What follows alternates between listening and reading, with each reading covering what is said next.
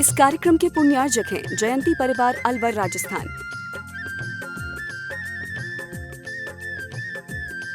आदिनाथ भगवान की जय जय जय। देवादिदेव श्री महावीर भगवान की जय जय जय। संत शिरोमणि गुरुवर आचार्य श्री विद्यासागर जी महाराज की जय जय जय। नवाचार्य श्री समय सागर जी महाराज की जय जय जय। गुणायतन प्रणेता शंका समाधान भावना एक प्रवर्तक जन जन के संत प्रखर वक्ता बोले परम पूज्य मुनि श्री प्रमाण सागर जी महाराज की जय जय जय। मुनिवर श्री निर्वेक सागर जी संधान सागर जी महाराज की। देवी अहिल्या की नगरी मालवा की शान, मध्य प्रदेश की आर्थिक राजधानी इंदौर के आचार्य श्री विद्यासागर सभागार से सायंकालीन टीवी चैनल का बहुचर्चित विश्वविख्यात शंका समाधान के कार्यक्रम में हम और आप अपनी शंकाओं का समाधान गुरुमुख से प्राप्त करें। उसके पूर्व आइए पारस चैनल, जिनवाणी चैनल और प्रमाणिक ऐप के माध्यम से जिस कार्यक्रम को घर में बैठ के देखो सुन रहे हैं उन सभी का और यहाँ पर उपस्थित समस्त श्रावक श्राविकाओं का धर्म प्रभावना समिति सकल जैन समाज इंदौर हार्दिक अभिनंदन स्वागत करता है। चलते हैं प्रतिदिन की बातें। परम पूज्य मुनिवर के श्री चरण नमन करते आशीर्वाद प्राप्त करेंगे और निवेदन करेंगे शंका समाधान के कार्यक्रम के लिए दोनों हाथ जोड़ लेंगे, मेरे साथ दोहराएंगे, बोलेंगे हे मुनिवर नमोस्तु नमोस्तु नमोस्तु।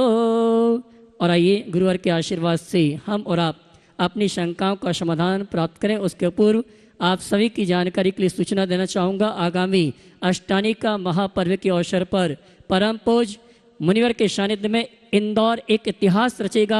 108 मंडली सिद्ध चक्र महामंडल विधान में सिद्धों की आराधना तो हमें आपको करने का सौभाग्य प्राप्त होगा, लेकिन भारतवर्ष का पूरे विश्व में जैन समाज के किसी भी महोत्सव में जो नहीं हुआ है वो इंदौर में होगा। 108 मंडली सिद्ध चक्र महामंडल विधान के समापन अवसर पर 15 नवंबर को परम पूज्य मुनिवर के सानिध्य में इंदौर सकल जैन समाज एक इतिहास रचेगा। 108 मंडली सिद्ध चक्र महामंडल विधान के समापन अवसर पर 108 जिनबिंब रथ यात्रा निकाली जाएगी जो अद्भुत अतिशयकारी होगी और ऐसा लगेगा कि इंदौर में पूरा स्वर्ग का वैभव उतर के आ गया है। बस इसके साक्षी बनने के लिए आमंत्रित हैं वो पुण्याजक परिवार जिन्होंने मंडल लेके इस अनुष्ठान में सम्मिलित होने का सौभाग्य प्राप्त किया है। सामान्य इंद्रदाणी के रूप में इस अनुष्ठान में उपस्थित हो रहे हैं, बहुत धन्यवाद के पात्र हैं, लेकिन वो सौभाग्यशाली परिवार होंगे जो इस अनुष्ठान के साक्षी नहीं, इस अनुष्ठान को साक्षात करने का सौभाग्य प्राप्त करेंगे। साथ ही आपसे कहना चाहूँगा बाहर के सभी पुण्याजकों के लिए सूचना है, साथ में इंदौर के मंडल पुण्याजक सामान्य इंद्राणी के लिए सूचना है। वैसे तो अष्टानी का 8 नवंबर से प्रारंभ होगी, लेकिन यह अनुष्ठान सिद्ध चक्र महामंडल विधान की पहली पूजन 7 नवंबर को ही प्रारंभ हो जाएगी। उसी हिसाब से आप पूरा कार्यक्रम बनाएं जिससे व्यवस्थित 8वें दिन की पूजन का लाभ हम और आप ले सकें। और एक सूचना और देना चाहूँगा, जिन मंडल पुण्याजकों ने पूरी राशि जमा करा दी है लेकिन अभी तक उनके पास कोई सूचना नहीं पहुंच रही है, तो आप टीवी चैनल में जो नंबर चल रहे हैं उन नंबरों में संपर्क करके संपूर्ण जानकारी यहां से प्राप्त कर सकते हैं। और इस अनुष्ठान की सानंद संपन्नता के लिए रविवार के दिन महता भवन के इस मंडप में परम पूज्य मुनिवर के सानिध्य में सकल जैन समाज इंदौर धर्म प्रभावना समिति के समस्त पदाधिकारी, सोशल ग्रुप, महिला मंडल और जितने भी कार्यकर्ता हैं इनकी बृहत एक बैठक आयोजित की गई है जिसमें आप सभी आमंत्रित हैं। आइए चलते हैं हम और आप शंका समाधान के कार्यक्रम में अपनी शंकाओं का समाधान प्राप्त करें। उसके बीच में आमंत्रित करूंगा उस व्यक्तित्व को जिसने अपनी प्रतिभा के माध्यम से जैन समाज को गौरवान्वित किया है। श्रीमान Vimal ji, Veena ji, CAS advocate, chairman GST committee, PhD chamber और special invite ICAI, ICSI, ICMA हमारे बीच उपस्थित हैं। मैं सम्मान सहित तालियों का सम्मान चाहूँगा, आमंत्रित करूँगा वे आए परम पूज्य मुनिवर के श्री चरणों में नमन करते हुए आशीर्वाद प्राप्त करेंगे। और धर्म प्रभावना समिति के पदाधिकारी को मैं आमंत्रित करूँगा अशोक जी जो कि हमारे अध्यक्ष महोदय हैं, साथ ही दिलीप जी गोदा वरिष्ठ उपाध्यक्ष और हर्ष जी महामंत्री, और महिला सम्मान के लिए रानी जी दोषी को आमंत्रित करूंगा। बहुत कम उम्र में इस व्यक्तित्व ने बहुत ऊंचाई प्राप्त की है। ऐसे व्यक्तित्व के लिए मैं चाहूँगा जोरदार, साथ में मुकेश जी पाटौदी, यजमान परिवार आप भी आ जावें। हमारे समाज के गौरव, CACS advocate, chairman GST committee, PSD chamber, special invite ICAI, ICSI, ICMA, और साथ में मैं भूल गया गुणायतन के आप ट्रस्टी भी हैं। ऐसे गुणायतन के ट्रस्टी और साथ में एडवाइजर गुणायतन के आप हैं। ऐसे हमारे भाई विमल जी, वीणा जी का जोरदार ताली बजाकर सम्मान करें। इसी क्रम में मैं आमंत्रित करूंगा उस परिवार को जिस परिवार की माता जी ने अंतिम आहार मुनिवर का हमारे आश्रम में देखा था और रात में उनका अवसान हो गया था। स्वर्गीय मखमली बाई सेठी परिवार, प्रवीण जी, मधु जी, प्रकाश जी, आभा जी, विपिन जी, सुनीता जी, शीला, गजन जी जैन, जिन्होंने गुणायतन के स्तंभ के रूप में जुड़ने का अवसर प्राप्त किया है और गुरुवार से आशीर्वाद प्राप्त कर रहे हैं। गुरुवार, हमें गुणायतन का स्तंभ नहीं बनना, हमें तो गुणायतन का ट्रस्टी बनना है। आ जाएं, परम पूज्य मुनिवर के श्री चरण नमन करते आशीर्वाद प्राप्त करेंगे और इनके सम्मान के लिए मैं आवाज दूंगा भाई विजय जी कोषाध्यक्ष, साथ में आनंद जी, दोनों आ जाएं और हमारे सम्मानी गुणायतन के आप क्या बनना चाहते हैं, आप अपने मुख से आपके हैं। आइए जोरदार।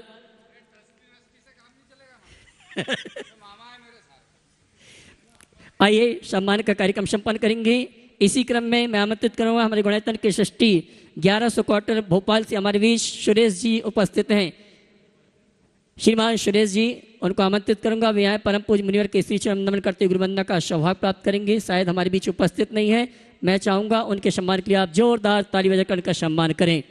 भाई प्रवीण जी सम्मान। और इसी क्रम में हम आमंत्रित करेंगे हमारे दयोदय महासंघ के अध्यक्ष प्रेमी परिवार गुणायतन के शिरोमणि संरक्षक श्रीमान प्रेमचंद जी प्रेमी अपनी धर्म पत्नी के साथ उपस्थित होंगे। व्याय परम पूज्य मुनिवर के श्री चरण नमन करते हुए आशीर्वाद प्राप्त करेंगे और इनके सम्मान के लिए आवाज दूंगा हमारे यजमान मुकेश जी पाटौदी, और साथ में आ जाएं जी, चंदन नहीं है शायद, साथ में चंदन जी आ जाएंगी सम्मान। हाँ बैठी है, मद भूल गया। भाई मुकेश जी पाटौदी और चंदन वाला जी जो कि इस महामहोत्सव के यजमान परिवार हैं, जोरदार ताली बजाकर का सम्मान करेंगे। उनके सम्मान के लिए मैं प्रेमचंद जी प्रेमी इनका सम्मान करने के लिए आमंत्रित किया है। आइए और चलते हैं निर्माण सारथी के रूप में नंद कुमार जी शांतिनाथ जी गाशोवी, महामागधी चौक, कृतिक नगर, महाराष्ट्र हमारे बीच उपस्थित हैं। आइए और इनके सम्मान के लिए मैं आमंत्रित करूंगा हमारे क्लर्क कॉलोनी से जो श्रावक आए हैं, बज्जी अजावें, साथ में शोगानी जी आए। श्रीमान निर्माण सारथी नंदू कुमार शांतिनाथ जी गोसावी महाराष्ट्र, इनका साथ में नीरज जी वकील साहब सम्मान करेंगे। नंदू कुमार जी शांतिलाल जी अजावें, आइए आइए साहब जी, प्रतीक चिन्ह। साथ में अशोक जी शास्त्री जी भी आ जाएंगे। आइए पहुंचिए, परिवार आ जावे। और आइए चलते हैं संघ का समाधान के शेष कार्यक्रम के संचालन के लिए आप सभी की ओर से निवेदन करूंगा परम पूज्य मुनिवर संधान सागर जी महाराज से दोनों हाथ उठा के जय जयकारा लगाएंगे। बोले परम पूज्य मुनि श्री प्रमाण सागर जी महाराज की। यहाँ सामने आ जाओ ना, जल्दी आओ। आज का यह सत्र अपन प्रारंभ करते हैं और प्रथम प्रश्न के लिए जो निर्माण सारथी के रूप में आज गुणायतन से जुड़े ऐसे नंद कुमार जी गोसावी, वे अपना प्रश्न यहीं से कर लें, माइक दे दें माइक मैन उनको, और उसके बाद में तैयार रहेंगे महाराज जी राहुल जी सेठी, दिगंबर जैन सोशल ग्रुप एकता। नमस्ते महाराज जी, नमस्ते। हम संभाजीनगर रामबस से है, हम आपका आशीर्वाद संभाजीनगर वाले पर हमेशा बना रहे, आपका आशीर्वाद चाहिए। नमस्ते नमस्ते। राहुल सेठी, दिगंबर जैन सोशल ग्रुप एकता, साथ में जो उसकी अध्यक्षा सोनम और रुचि जी गोदा साथ में हैं, वे अपना प्रश्न करेंगे और उसके बाद में तैयार रहेंगे कीर्ति जी जैन मेट्रो दिल्ली। कचनेर वाले बाबा चिंतामणि पार्श्वनाथ भगवान की जय। गुरुवर के श्री चरणों में नमोस्तु नमोस्तु नमोस्तु। गुरुवर एक सवाल ऐसा है जो मैं आधा मिनट तक बोलूँगा, उसके बाद आपका जवाब पूरा देश सुनना चाहेगा दुनिया की। गुरुवर हम देश विदेश की यात्रा कराते हैं, वेज रेस्टोरेंट में जैन खाने की व्यवस्था करते, पूरी टीम उसके लिए मेहनत करती है। लेकिन 90 के दशक से अभी तक इंदौर की स्थिति ये हो गई है कि शादी ब्याह में 90 में जब माता पिता ले आते थे तो जैन फूड मिलता था, और आज लेके जाते हैं हम अपने बच्चों को तो वहाँ जैन फूड का एक छोटा सा स्टॉल लगता है, बाकी चारों तरफ वो फूड मिलता है जो जैन समाज के हिसाब से नहीं है। गुरुवर ये संस्कृति पूरी क्यों बदली है, और इसके लिए हम युवा क्या करें? जो युवा आपकी प्रेरणा से आगे बढ़ रहे हैं, हम शिखर जी की ट्रेन तक ले जाते हैं संघर्ष करते हुए, जैसे भी आज हमारे लिए एक संघर्ष हो गया कि हम अपने बच्चों को क्या शिक्षा दें कि वे शादी ब्याह में जाएं तो जैन फूड मांगे, और वहाँ जो शादी कर रहे हैं वो भी जैन फूड की व्यवस्था करें। देखिए, आपने जो मुद्दा उठाया है बहुत गंभीर और विचारणीय, ये बहुत ही आश्चर्यजनक बात है कि जैनियों के वैवाहिक कार्यक्रम में जैन फूड खोजना पड़ रहा है। ये जैनियों की बात कर रहे हैं कि गैर जैनों की बात? मैं जैन समाज की बात कर रहा हूँ गुरुवर, वहाँ पे बोर्ड भी लगा रहेगा, मैं तो सुन करके हतप्रभ हूँ। अगर जैनों के घर में वैवाहिक कार्यक्रम हो और उसमें लिखना पड़े कि ये जैन फूड है, तो मैं समझता हूँ ये सारे जैन समाज के ऊपर कलंक है। जैनों के आयोजन में तो जैन फूड होना ही चाहिए, हमारा जैन होना ही पर्याप्त है। यदि जैन के घर में ऐसे पदार्थ जो जैनत्व के अनुकूल ना हो ये प्रयुक्त तो होता है, तो घोर निंदनीय। मैं समझता हूँ कि आजकल जैनियों ने जमी कंद को जैन फूड में शामिल कर लिया, और जमी कंद को जैन फूड में शामिल कर लेने के कारण आलू प्याज लहसुन और कांदा, फूल गोभी तक, इन सब का प्रयोग धड़ल्ले से होने लगा। आप लोगों ने अपनी ही व्याख्याओं के आधार पर इन्हें अपनी मान्यता देनी शुरू कर दी। मुझे तो तब और दुख होता है जब ये बात सुनने में आती है कि जैनियों की पार्टियों में शराब का कैरेट लगता है, कॉकटेल पार्टियां चलने लगी। समाज कहाँ जा रही है? इन पर पूर्ण नियंत्रण होना चाहिए। आज देश विदेश में जैनों का अपना गौरव है। मुझे एक क्लिप किसी ने सुनाई सुधांशु त्रिवेदी की। वो अमेरिका गए किसी काम के लिए और ओहायो में, क्योंकि वो शाकाहारी हैं, तो उनसे पूछा गया कि आप प्योरली वेजिटेरियन? बोले हाँ, आई एम प्योरली वेजिटेरियन। तो कहा आर यू जैन?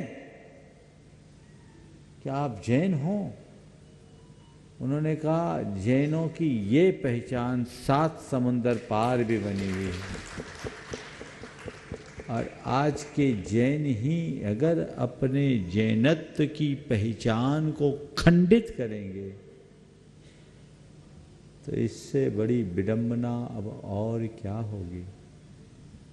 जैनियों को चाहिए कि जागरूकता अपनाएं, कम से कम सामूहिक आयोजनों में अपनी पहचान को बना के रखे। आधुनिकता के नाम पर हम अपनी पहचान को खंडित ना होने दें। आज 5 स्टार होटलों में, हवाई यात्राओं में, और अब तो सुन रहे हैं रेलवे में भी इसका प्रोविजन चालू हो रहा है। देश विदेश में जैन फूड कहने से आपको विशेष प्रकार के व्यंजन उपलब्ध होते। यदि आप लोग इसका अंधानुकरण करोगे तो आपकी ये पहचान खो जाएगी। मैं युवाओं से भी विशेषतया कहूँगा, कदाचित वैयक्तिक रूप से कोई यदि किसी वस्तु का सेवन करता हो तो मैं उसे कथनचित गौण कर सकता हूँ, लेकिन ऐसे लोग भी कम से कम सामूहिक रूप में तो इन बातों से परहेज करें, अपनी पहचान को न खोए। क्या फर्क पड़ जाएगा अगर एक आध दिन हम ऐसा कर लेंगे तो। आप कभी 5 स्टार होटल में रुकते हैं, आप स्पेशली जैन फूड मंगाइए, खाने के लिए एक से एक बढ़ के एक चीज़ है, ताकि जैनत्व को प्रोत्साहन मिले। आप किसी के यहाँ विवाह आदि संबंधों में जाते हैं, चाहे वो जैन हो और अजैन, अजैन हो तो बात ही नहीं, जैन हो तो और ज़्यादा जोर दे के आओ, बिना खाए आ जाओ, लेकिन ऐसी चीज पर हाथ भी न लगाओ। अगर लोग जागरूक होंगे तो ये सारी कुपरंपराएं समाप्त हो जाएगी। एक से एक आइटम्स है, बहुत सारी चीजें होती, उनको बनाया जा सकता है। महाराज जी हमने 2013 में टाइम्स ऑफ इंडिया की एक फ्रंट पेज की खबर छपी थी, बेंगलोर की 2 विवाहों की बात थी, जो पूरी तरह 5 स्टार शादी थी और वो पूरी तरह वीगन थी। अप्रैल में प्रकाशित हुई थी ये खबर, 2014 की बात है, और उसमें उन्होंने लिखा सारे आइटम उनने वीगन बनाए, यहाँ तक कि दही भी और कढ़ी भी वीगन बनाए, और लोगों ने उसको बहुत सराहा। तो ये एक आदर्श है, लोगों को नई शुरुआत करनी चाहिए और इसके लिए दृढ़ता से आगे आना चाहिए। और सबसे पहली पहल उन परिवारों को करना चाहिए, मुकेश जी, सबसे पहली पहल उन परिवारों को करनी चाहिए जो गुरु भक्त कहलाते हैं, जो गुरुओं के साथ रहते हैं, आने जाने वाले गुरुओं के खास भक्तों में की श्रेणी में आते हैं। वे अपने घर से शुरू करें कि नहीं, मैं पक्का जैन धर्म का अनुयायी हूँ, मैं अपने घर के किसी समारोह में ऐसा कार्य नहीं करूँगा और ऐसे चीज़ों को स्थान नहीं दूंगा जो हमारे जैन धर्म के मूलभूत सिद्धांतों के विरुद्ध हो। यदि ऐसा संकल्प लोगों के मन में जग जाए तो मैं समझता हूँ बहुत व्यापक परिवर्तन हो सकता है। सबके मन में ऐसा संकल्प जगना चाहिए, ये संदेश सब जगह जाना चाहिए। हम धर्मी हैं, हमारी धर्मनिष्ठा तभी सार्थक होगी जब हम अपने आचार विचार और व्यवहार में वो पवित्रता स्थापित करें। नमस्ते गुरुदेव। नमस्ते। कीर्ति जी जैन मेट्रो दिल्ली, वे अपना प्रश्न कर रही हैं और उसके बाद में तैयार रहेंगे। नमस्ते महाराज जी। महाराज जी, महाराज जी, आपकी बहुत सुंदर भक्तामर की ऊपर सुबह विवेचना चल रही है, आपके मुखार बिंदु से सुनने को मिल रहा है। तो मेरा प्रश्न ये है कि भक्तामर का पाठ करते हैं तो उसका जब पाठ करते हैं तब अर्थ समझ नहीं आता है, फिर भी पाठ करते हैं तो क्या उसका फल हमें लगेगा क्या? और दूसरा, भावना, नींद नहीं आती रात में, कि बहुत सारे लोगों की परेशानी है। तो कई लोगों ने मेरे से भी पूछा कि भावना योग में ऐसी कौन सी कमांड हम दे सकते हैं कि ये वाली समस्या ऑलमोस्ट 80-90% लोगों को है, तो कुछ हो जाए। देखिए, भक्तामर स्तोत्र केवल स्तोत्र नहीं, एक मंत्र भी। आप उसका अर्थ जानो या न जानो, श्रद्धा सहित भाव सहित बोल दो, असर पड़ता है। इसलिए आप अर्थ जानते हुए करो, सोने में सुगंध है। और बहुत जटिल अर्थ नहीं है, मूल अर्थ आप पढ़ सकते हो, लेकिन आप विशुद्धि के साथ भाव भक्ति से भरकर इनका शुद्ध उच्चारण पूर्वक पाठ करेंगे, परिणाम आएगा। जहाँ तक भावना योग और अनिद्रा का सवाल है, नियमित भावना योग कीजिए, नींद जरूर आएगी। और रात में सोने से पूर्व करने वाला भावना योग करते रहिए, करते करते लेट जाइए, कब नींद आएगी पता ही नहीं चलेगा। सुबह पूर्ण भावना योग करो और रात में सोने से पूर्व का भावना योग करो, परिणाम आएगा। नमस्ते महाराज जी। नमस्ते। कीर्ति जैन मेट्रो दिल्ली और उसके बाद प्रवीण जी सेठी परिवार इंदौर तैयार रहेंगे। नमोस्तु भगवान, नमोस्तु महाराज श्री, सभी छुल्लक महाराज जी के चरणों में एक क्षामी। गुरुदेव, भक्ति युक्त समर्पण और राग युक्त समर्पण, इन दोनों के बीच में जो बारीक रेखा है उसको कैसे समझें? देखिए, भक्ति युक्त समर्पण और राग युक्त समर्पण, दोनों में समर्पण है और राग दोनों में। लेकिन जहाँ भाव विशुद्धि युक्त अनुराग है वो भक्ति है, और जहाँ केवल अनुराग है वहाँ राग।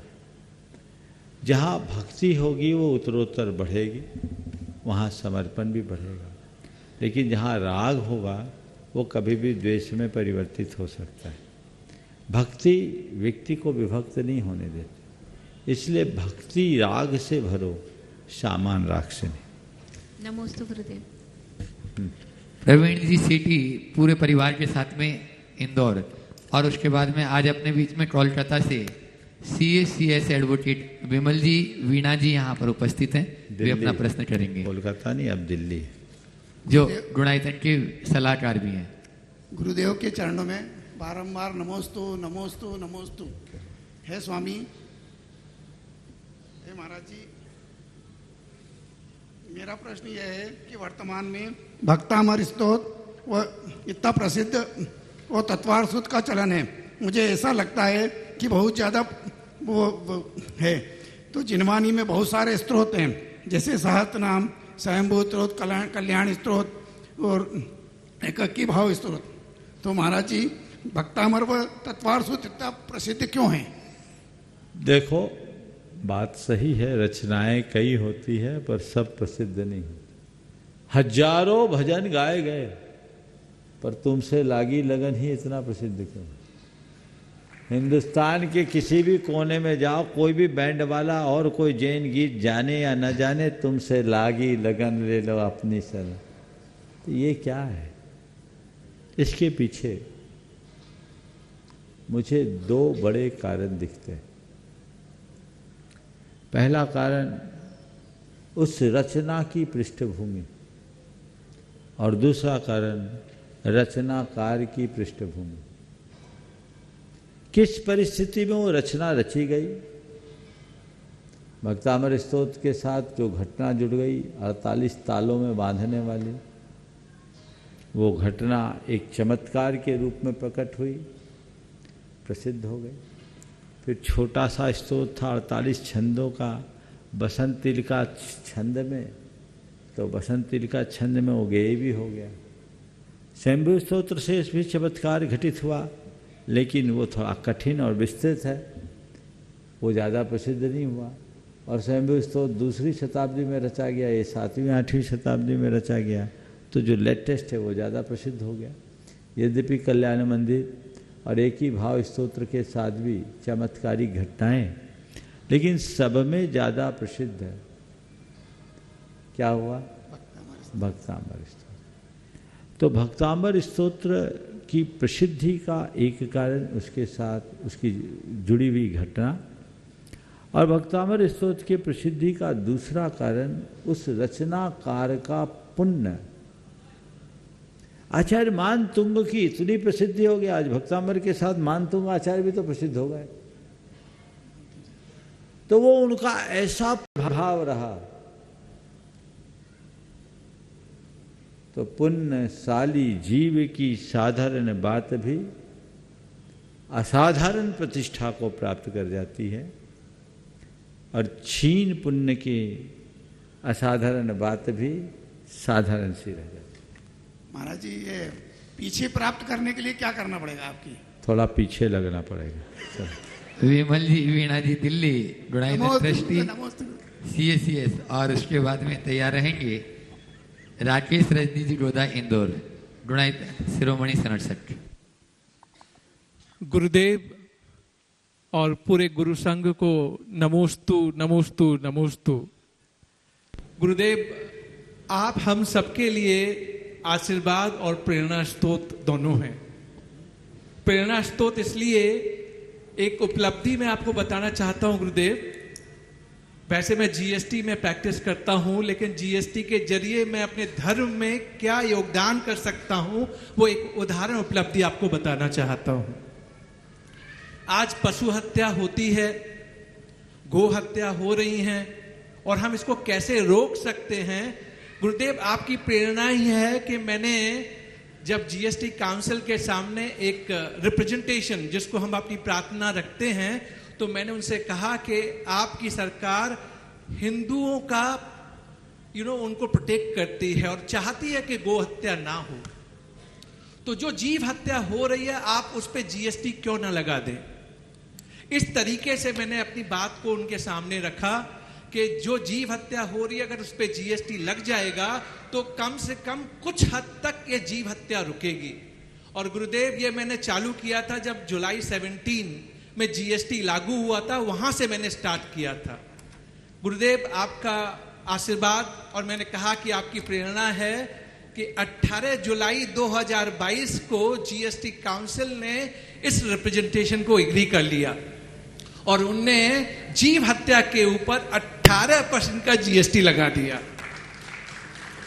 तो मैंने ऐसा कुछ नहीं किया, लेकिन मैंने आपकी प्रेरणा से अपने धर्म के सार को क्या कर सकता हूं, मैंने पूरी कोशिश की।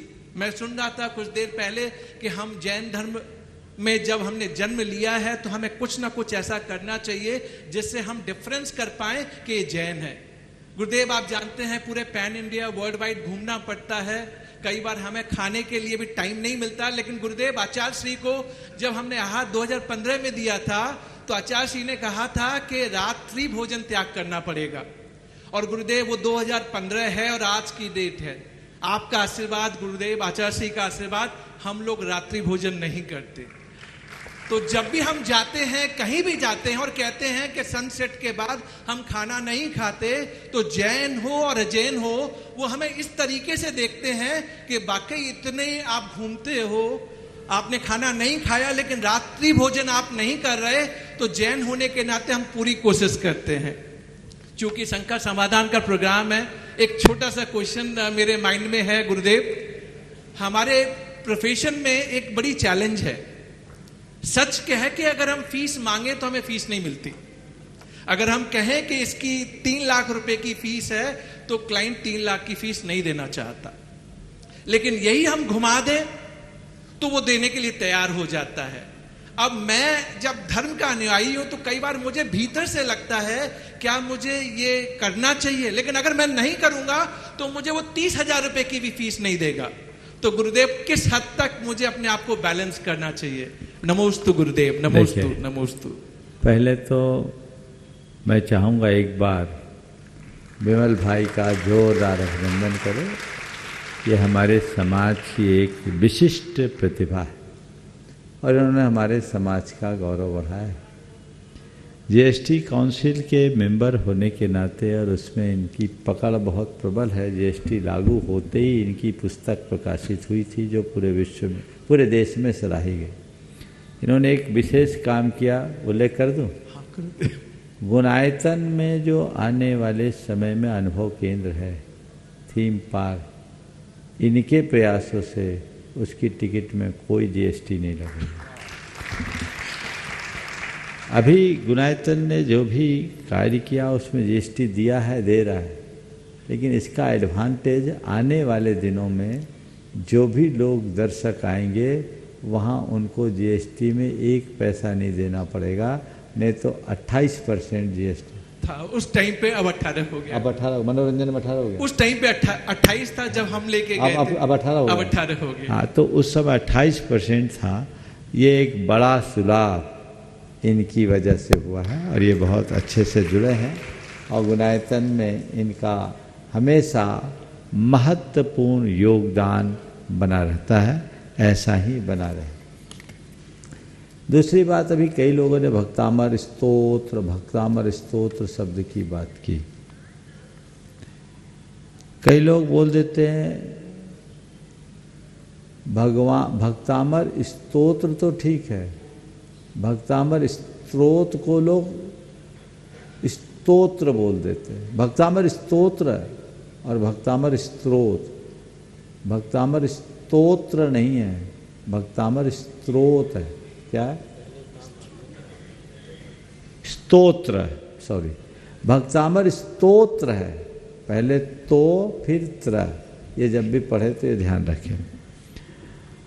आपने जो पूछा है कि अपने क्लाइंट को सीधे सीधे बात कहें तो दाम कम मिलता है और घुमा दें तो ज़्यादा मिल जाता है।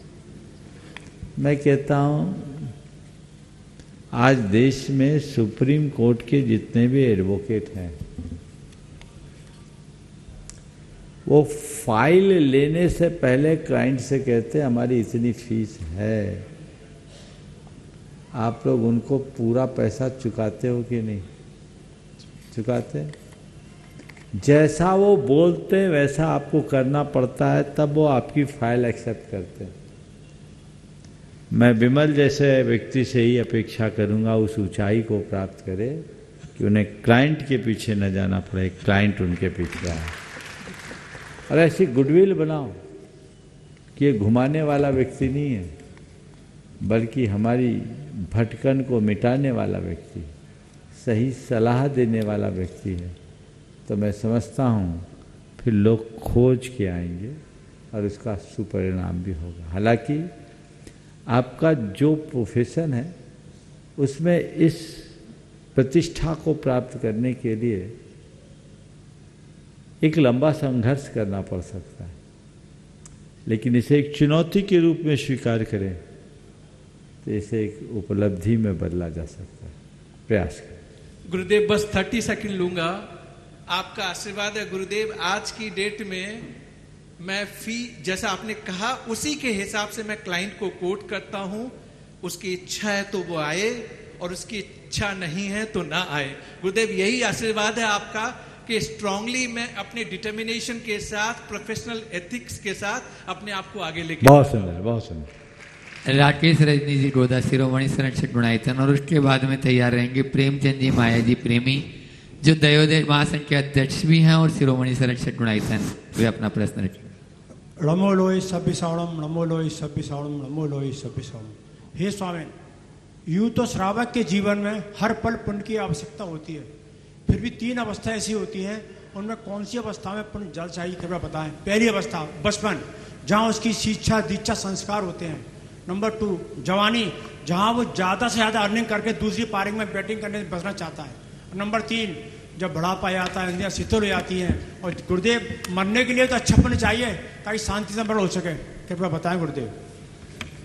देखो, पुण्य तो हर कदम पे चाहिए, और जो व्यक्ति शुरू से ही पुण्य पर ध्यान दे उसके लिए तो फिर कोई समस्या ही नहीं आई। लेकिन फिर भी यदि दूसरे दृष्टि से देखें तो व्यक्ति जो भी आता है पुण्य लेकर आता है। और यहाँ 2 तरह के लोग आते हैं। कुछ लोग पुण्य लेकर आते हैं और पुण्य कमा कर जाते हैं।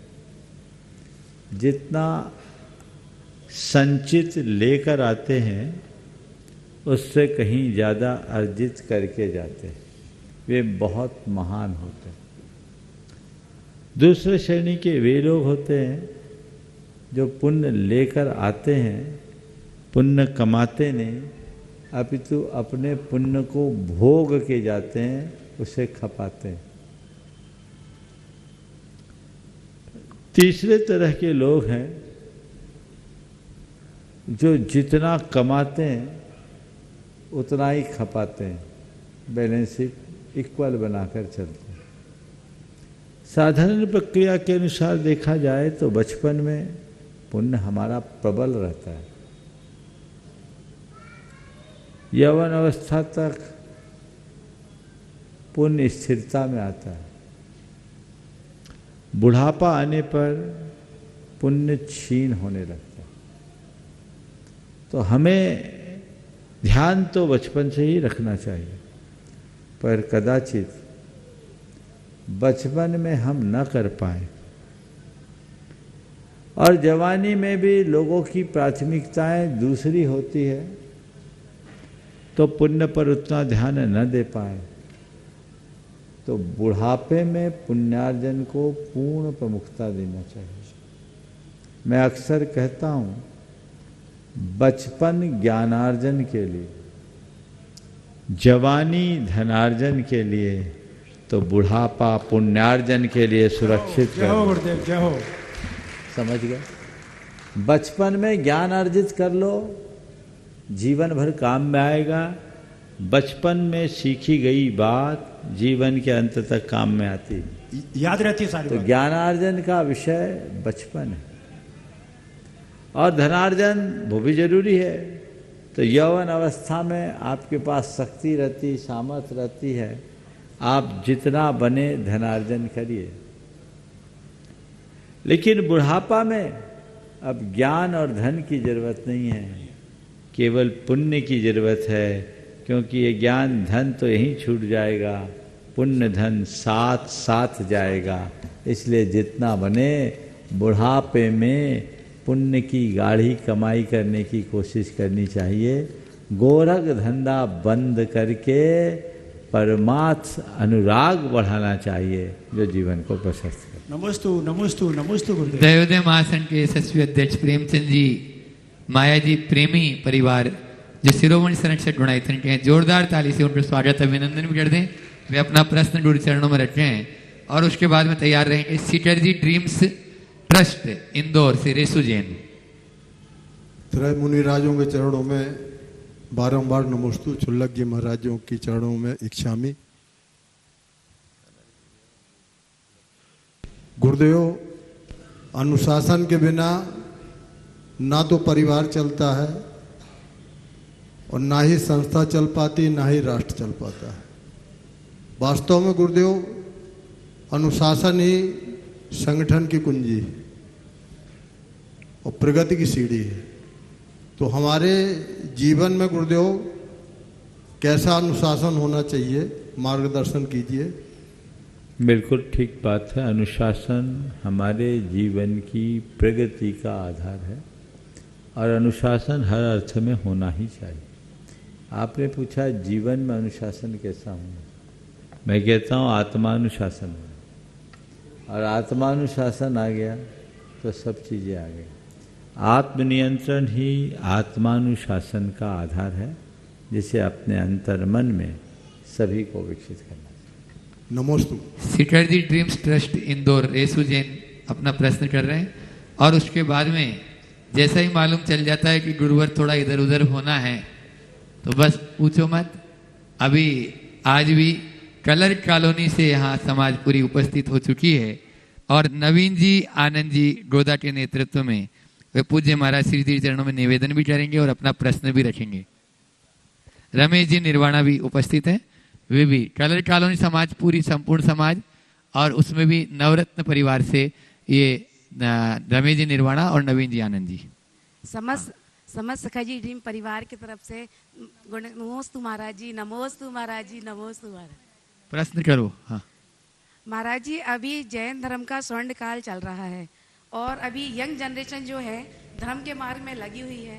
सारे जितने भी जो प्रभावना करने वाले यंगस्टर हैं वो तो ब्रह्मचर्य का नियम लेके और अपने आत्म कल्याण में चले गए हैं, तो फिर बाकी लोग प्रभावना करने के लिए बचे हुए हैं। वो वैसी जैन धर्म की जनसंख्या कम हो रही है, तो उसमें क्या आप अपने थोड़ा सा। मैं तो कहता हूँ कोई ज़रूरी नहीं कि बाल ब्रह्मचारी ही साधु बने। हमारे 24 में से 19 में ब्याह किया, 5 ही रह गए। हम नहीं चाहते कि सब बाल ब्रह्मचारी रह जाए, क्योंकि आप सब बाल ब्रह्मचारी रह जाओगे तो संतति रुक जाएगी और संतति रुकेगी तो संस्कृति रुक जाएगी। इसलिए नहीं, हम चाहते हैं कि जो गृहस्थ हैं वो गृहस्थ आश्रम का अच्छे से पालन करे और इसके लिए बेहतर यही है कि एक पे न रुके, अनेक का ख्याल रखे, ताकि एक आध निकल भी जाए तो हमारे यहाँ किसी तरह की कमी ना हो। जो निकल सके वो निकल जाए, लेकिन जो रहे वो अपना दायित्व पाल करके निकले, ये व्यवस्था होनी चाहिए। महाराज जी शिखर जी एक के लिए बस आशीर्वाद नहीं कोशिश। महाराज जी अनुग्रह है शिखर जी ड्रीम ट्रस्ट की ओर से और समाज की ओर से, आप उस पवित्र धरा पे पधार के हम सबों का कल्याण करें महाराज जी। बहुत आशीर्वाद। कलर कॉलोनी समाज पूरी यहाँ पर उपस्थित है। रमेश जी निर्वाणा और नवीन जी आनंद जी सभी लोग आ जाएं। गुरुदेव के चरणों में अपना प्रश्न भी रखें। उसके बाद में ब्रह्मचारिणी मीना दीदी प्रज्ञा शोध संस्थान तैयार रहेंगे। भैया गुरुदेव आपके चरणों में बारंबार पूरे संघ को नमस्ते करते हूँ। हाँ। गुरुदेव, बड़ी तपस्या का फल कल मिलने की उम्मीद है। बड़ी तपस्या थी हमारी क्लर्क कॉलोनी जैन समाज की, जो आज हमें दोपहर 12-1 बजे पता चला 12:15 पर कि गुरुदेव ने हमें आशीर्वाद दिया कि क्लर्क कॉलोनी वाले अपने पुण्य को जागृत कर लें। तो हमें उम्मीद है गुरुदेव कि हमारे पुण्य में अब थोड़ा सा आपका आशीर्वाद मिल जाए, तो हम एक सा सौभाग्य मिल जाए गुरुदेव। ओ देखो, पूरा इंदौर शहर ये चाह रहा है कि महाराज जी हमारे कॉलोनी में आए, हमारे कॉलोनी में आए, हमारे कॉलोनी में आए। पर मुझे पता है, आप भी सब जानते हैं, इंदौर इतना बड़ा है, एक एक कॉलोनी में जाऊं तो 3-4 चातुर्मास भी कम पड़े। इसलिए हमने तो बीच में अपनी दुकान लगा दी गुरुदेव के निर्देशानुसार, जो वो खुद करते हैं, और आप लोग लाभ ले रहे हैं। लेकिन फिर भी अगर बाहर बरसात होती है तो दालान में बौछार तो आ ही जाती है। थोड़ी बहुत बौछार आनी चाहिए। आप लोगों ने बहुत दिन से निवेदन किया, सब कॉलोनियों ने किया, और हम लोगों ने भी सोचा अपनी सुविधानुसार जितना जितना समय है दें। लेकिन कुछ संयोग ऐसे बने कि आप लोगों का अंतराय प्रबल हो गया, वो लाभ नहीं मिल पाया। अब कुछ अंतराय थमा है, इसलिए आप लोगों की भावनाओं को देखते हुए हम लोग कल प्रातःकाल यहाँ से क्लर्क कॉलोनी जाएंगे। कल का प्रातःकालिक प्रवचन, शाम का शंका समाधान और परसों प्रातः का रविवारी प्रवचन और आहारचर्या क्लर्क कॉलोनी में होगी। जय जय गुरुदेव, जय जय। आसपास के अन्य जिनालयों के भी दर्शन हम लोग उसके साथ कर लेंगे, और परसों हम लोग क्लर्क कॉलोनी में आहारचर्या करके यहाँ आ जाएंगे, क्योंकि रविवार को यहाँ एक बृहद बैठक धर्म प्रभावना समिति और सकल जैन समाज की रखी गई है आगामी सिद्ध चक्र महामंडल विधान के सानंद संपन्नता के लिए। तो हम लोग आहारचर्या के बाद यहाँ आएंगे। अभी इतने में संतोष करो, फिर जब तुम्हारा पुण्य जगेगा और देखा जाएगा। ये शुरुआत है, आगे जैसे अनुकूलता होगी देखेंगे। महाराज जी, ये सुखद सौभाग्य है कि क्लर्क कॉलोनी दिगंबर जैन समाज से एक नहीं 2 नवरत्न बने हैं, और हम लोगों का भी पुण्य है कि आपका कल क्लर्क कॉलोनी में पदार्पण हो रहा है। महाराज जी, मेरा थोड़ा सा प्रश्न है, कर ही लेने दो, आज आशीर्वाद प्राप्त हो गया है। बोलो बोलो। महाराज जी, भक्तांबर के ऊपर 21 दिन की जो प्रवचन श्रृंखला चली, सब लोगों के मन में बहुत जिज्ञासा हुई। मेरे जीवन काल में मैंने कम से कम 50,000 बार भक्तांबर का पाठ कर लिया होगा, परंतु जब आपकी देशना चल रही थी तो उस समय वास्तव में ऐसा लग रहा था कि सामने आचार्य मानतुंग स्वामी बैठे हैं और आपकी देशना यहाँ चल रही है, और मानतुंग आचार्य इतने प्रसन्न मन से। महाराज, मेरा तो निवेदन है कि जो शिखर जी की 3D हमने देखी, महाराज जी आपका अगला चातुर्मास जहाँ हो 48 दिन की ऐसी प्रवचन श्रृंखला हो और उसकी ऐसी 3D बने कि पूरा देश उसके लिए लालायत है, और उसके लिए अशोक शास्त्री का तन मन धन से भारतवर्ष से जो भी सहयोग होगा हम पूरा करने के लिए तैयार हैं। बहुत बढ़िया। एक बार इनकी भावनाओं का जोरदार अभिनंदन करें। चलिए आगे सब। ब्रह्मचारिणी मीना दीदी प्रज्ञा शोध संस्थान, और उसके बाद में आज अपने बीच में पुलट मंच से महिला मंडल से भी हैं, राजेंद्र नगर से, और पुलट मंच से अंजनी नगर से भी हैं। एक साथ हो जाएंगे। नमस्ते महाराज जी। महाराज जी, चातुर्मास की वेला समाप्ति की ओर है। हम लोग की सबकी धड़कन तीव्र गति से चलने लगी। हम चाह रहे हैं कि आपका अगला चातुर्मास भी यहीं हो, साथ में शीतकाल और ग्रीष्मकाल की वाचना भी यहीं हो, ताकि अभी किसी का पेट नहीं भरा है, सबकी इच्छा है कि एक बार एक चातुर्मास और मिल जाए, ताकि कुछ तो भूख खत्म हो। बहुत सुंदर। हाँ, और साथ हमारा जो प्रश्न है भावना योग से संबंधित है। पिछले कई बार आपने हमसे भावना योग के बारे में कहा, जैसे कि रतलाम में, नेमावर में, 52 गजा में, गुणायतन में, कि तुम्हारी तबीयत ठीक नहीं थी, भावना योग करो, भावना योग करो। लेकिन हमें पता नहीं, विश्वास नहीं था इस भावना योग पर और हमने किया भी नहीं। पिछले हमें प्रसाल के जो भावना योग का शिविर लगा था, उसमें जब हमने 3 दिन का शिविर अटेंड किए तो हमें बहुत अच्छा लगा और भावना योग किए। लेकिन उसमें सिर्फ एक कमांड पर फोकस किए कि मैं स्वस्थ हूँ, मैं स्वस्थ हूँ। और आप बिलीव नहीं करेंगे, हमारा 306 कोलेस्ट्रॉल था, घटकर 262 हो गया। हमें अब पूरा विश्वास हो गया भावना योग पर। हमें ऐसा लगा महाराज जी कि इसमें कुछ और कमांड ऐड कर दें, क्योंकि हम ज्योतिषी हैं और हम ज्योतिष के माध्यम से लोगों की समस्याओं को समझते हैं। उसमें कुछ कमांड ऐड कर दें आपकी सलाह से, आप ही करें। मीन्स कि जैसे मेरी सुख समृद्धि बढ़ रही है, मुझे चारों ओर से सफलता मिल रही है, तो इन लोगों को जो स्वास्थ्य लाभ तो मिल ही रहा है, इसके साथ ये भी फायदे हो जाएं भावना योग के माध्यम से। तो कैसे? देखिए, मैं तो कहता हूँ भावना योग का जो मूल स्वरूप है उसमें सबका कंपाउंड है। और जब मैं सुखी हूँ, मैं स्वस्थ हूँ, मैं शांत हूँ, मैं प्रसन्न हूँ, तो वो सब चीज़ें अपने आप आ जाती हैं। मेरा सोचना है कि भौतिक उपलब्धियों की तरफ हमें ज़्यादा ध्यान देने की ज़रूरत नहीं है। व्यक्ति आंतरिक और आध्यात्मिक रूप से यदि सुदृढ़ होगा तो भौतिक चीज़ें स्वतः उसकी ओर आकर्षित हो जाती। लेकिन भौतिक चीज़ों पर जब ध्यान जाता है तो आंतरिक रूप से कमज़ोर होना शुरू हो जाता है। इसलिए मुझे नहीं लगता कि अन्य अतिरिक्त किसी प्रकार के कोई आत्म सुझाव की उसमें आवश्यकता है। ये बहुत प्रयोग सिद्ध है, आप करते रहिए। तन, मन और चेतन को स्वस्थ कीजिए, जीवन अपने आप प्रशस्त होगा और हम अपने आप को आगे बढ़ा सकेंगे। जहाँ तक सवाल है चातुर्मास की समाप्ति की, तो ये सब तो आप लोग बोल रहे हैं, हम तो बोल नहीं रहे, हम लोग तो बोल नहीं रहे। और जाने की बात भी हम लोग तो नहीं कर रहे, आप ही लोग बोल रहे हो।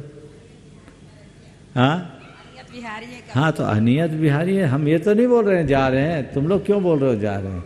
जाना तो तय होता है, जिस दिन आते हो उसी दिन। जब जाना होगा तो तुम रोक भी नहीं पाओगे। इसलिए तुम लोग एक ही बात समझो, जितना मिला है उसका सही प्रयोग करें, जितना मिल रहा है उसका उपयोग करें। आगे। हाँ, मंच से महिला मंडल, हाँ, राजेंद्र नगर और अंजनी नगर से, उसके बाद में परिदोषी समस्त दोषी परिवार तैयार रहेंगे। गुरुदेव, मेरा प्रश्न है, जीवन में हमको नियम लेना चाहिए या संयम को धारण करना चाहिए? हाँ? जीवन में हमको नियम लेना चाहिए या संयम को धारण करना चाहिए? जैसे अगर मेरे रात्रि भोजन के त्याग है तो मैं धार्मिक सभा में रहूं या राजनीतिक या कहीं भी, मेरा ध्यान घड़ी की तरफ ही जाएगा, रात पड़ रही है, रात पड़ रही है, रात पड़ रही है। ऐसे ही अगर जमीकन का भी त्याग है तो वो जिस भी चीज का त्याग है तो हमारा मन उसी मोह में लगा रहता है। तो जीवन में नियम लेना चाहिए या संयम धारण करना चाहिए? अरे संयम के लिए तो नियम भी अपने आप में संयम। नियम और संयम को अलग मत करो, लेकिन नियम हो या संयम अंतर्मन से हो। इसलिए नियम लो तो उसके प्रति निष्ठा रखो। घड़ी पर इसलिए नज़र ना हो कि मुझे खाना है, घड़ी पे इसलिए नज़र हो कि मुझे रात्रि भोजन से बचना है, अन्यथा मुझे रात में खाना पड़ेगा। खाना जरूरी है। और देखो, एक रात्रि भोजन करने वाला और एक रात्रि भोजन का त्याग रखने वाले में बड़ा अंतर है। रात्रि भोजन न करने वाला एक टाइम पर भोजन करेगा, उस समय तक मिल गया तो ठीक, ना मिला तो उसका विकल्प खत्म। और जो त्याग ही नहीं है वो तो कभी भी खा लेगा, पूरी रात खाएगा। उसकी आसक्ति ज़्यादा है कि रात्रि भोजन का त्याग करने वाले की आसक्ति ज़्यादा है। संयम किसका नाम है? आसक्ति से मुक्ति का नाम है। इसलिए नियम लीजिए, अंतर मन से लीजिए और निष्ठापूर्वक निभाइए। मैंने जो नियम लिया है उसे अपने जीवन के संयम का एक अंग बना कर लीजिए। मेरे अंदर इतना तो संयम आए कि जब चाहे खाने की प्रवृत्ति से बचूं। मेरा अंदर इतना तो संयम आए कि जो चाहे खाने की प्रवृत्ति से बचूं। अंदर इच्छा ही नहीं होनी चाहिए। अपने नियमों को निभाने की भावना अलग है, लेकिन आकुलता अलग है। अरे रात हो रहा है, अब तो भूखे रहना पड़ेगा, ठीक है भूखे रह जाएंगे, लेकिन नियम नहीं छोड़ेंगे, ये भाव रखना। नमोस्तु गुरुदेव। धर्म प्रभावना समिति के अध्यक्ष अशोक रानी दोषी की पोत्री परी दोषी अपना प्रश्न कर रही हैं और उसके बाद में तैयार रहेंगे प्रमोद जी कासलीवाल। नमोस्तु महाराज जी, मेरा प्रश्न आपसे यह है कि यदि एक इंसान का व्यक्तित्व एकदम सरल है और वो हमेशा सही राह पे चलने का प्रयास भी करता है, पर उससे अनजाने में या किसी कारण की वजह से कोई गलती हो जाती है या किसी दूसरे को ठेस पहुंच जाती है, तो ऐसे में उसको खुद को क्या समझाना चाहिए और इस गलती से आगे कैसे बढ़ना चाहिए? और क्या सॉरी और क्या अनजाने में की गई गलती जाने में की गई गलती से कि जितनी ही बुरी होती है? बहुत सुंदर। देखिए, गलतियां होना एक स्वाभाविक प्रक्रिया है। गलतियां होना, गलतियां करना, गलतियों को दोहराना और गलतियों से सीख लेकर उन्हें सुधारना, 4 स्थितियां। गलतियां होना सहज है, हर किसी से होती। यदि कदाचित गलती हो जाए तो हमें तुरंत उसके प्रति पश्चाताप का भाव होना चाहिए। गलती की निंदा होनी चाहिए, गलती के प्रति मन में ग्लानि होनी चाहिए कि मैंने ये जो गलती की ये मुझे नहीं करनी चाहिए। गलती करना ये हमारा खुद का एक प्रयत्न है जो बुद्धिपूर्वक करते हैं, उससे बचना चाहिए कि मैं कोई गलती ना करूं, ये प्रयास तो हमेशा रखें। गलती मुझे करना नहीं, गलती हो जाए तो संभलना है, और कदाचित गलती कर भी बैठूं तो उसे दोहराऊं नहीं। गलती का प्रायश्चित लूं, उसकी पुनरावृत्ति ना करूं। जो व्यक्ति गलतियां करता है, गलतियां दोहराता है, वो जीवन को ही गलत बना देता है। लेकिन कदाचित गलतियां करने के बाद उसे दोहराने की जगह गलती से सीख लेता है, उसे सुधारता है, उसका उद्धार हो जाता है। तो हम गलतियां करके भी सीख सकते हैं, बशर्ते हम उनसे सीख लें, उन्हें सुधारे और उनकी पुनरावृत्ति न करने के लिए संकल्पित हैं। प्रमोद जी कासलीवाल परिवार से, और उसके बाद में यदि समय रहा तो विवेक जी पाटनी कुंकुरी ट्रस्टी गुणायतन, जो रात दिन सेवा में लगे रहते हैं। प्रमोद जी अपना प्रश्न करें। नमोस्तु गुरुदेव, मेरा प्रश्न ऐसा है कि हमारे निवास में हम यही प्रयत्न करते हैं कि हम निवास के आमने सामने आजू में कहीं मंदिर हो, ताकि हमारी भावनाएं अच्छी रहे, हमारी सोच अच्छी रहे। किंतु यदि बाय चांस अगर निवास के सामने या आसपास कोई कब्रिस्तान हो या कोई स्मशान हो, तो उसका क्या प्रभाव पड़ता है हमारी सोच पे, ये मैं जानना चाहता हूँ। देखो, कब्रिस्तान हमारी तकदीर पे या हमारी सोच पे।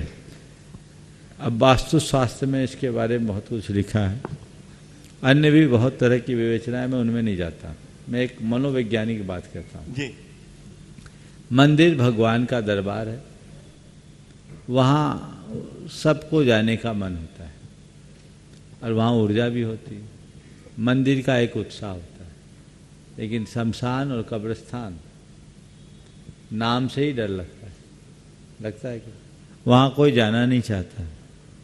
तो वहाँ जाना ना पड़े, जाना भी नहीं चाहता, ये बात अलग है कि हर व्यक्ति को एक न एक दिन जाना पड़ता है, लेकिन वहाँ कोई जाना नहीं चाहता। अब घर के पास मंदिर है तो आपके मन में मंदिर के प्रति अनुराग जगता है और मंदिर जाने का बार बार भाव बढ़ता है, तो ये आपके अंदर एक सकारात्मक ऊर्जा को जन्म देगा। लेकिन शमशान जो आप कभी पसंद नहीं करते, कोई मरना नहीं चाहता, मरने के नाम से ही कांप उठता है, तो शमशान की तरफ दृष्टि आते ही हमारे अंदर एक नकारात्मक प्रकंपन होता है, जो डर के कारण।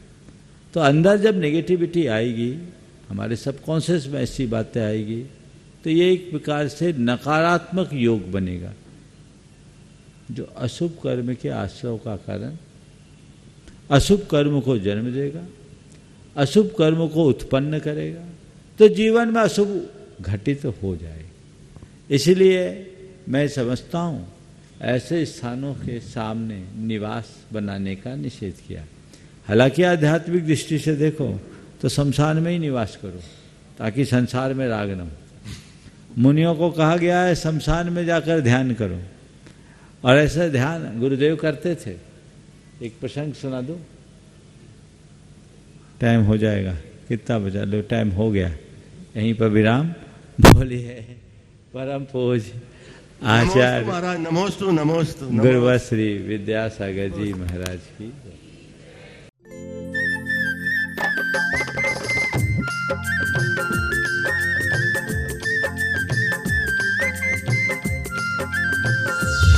इस कार्यक्रम के पुण्यार्जक हैं जयंती परिवार अलवर राजस्थान।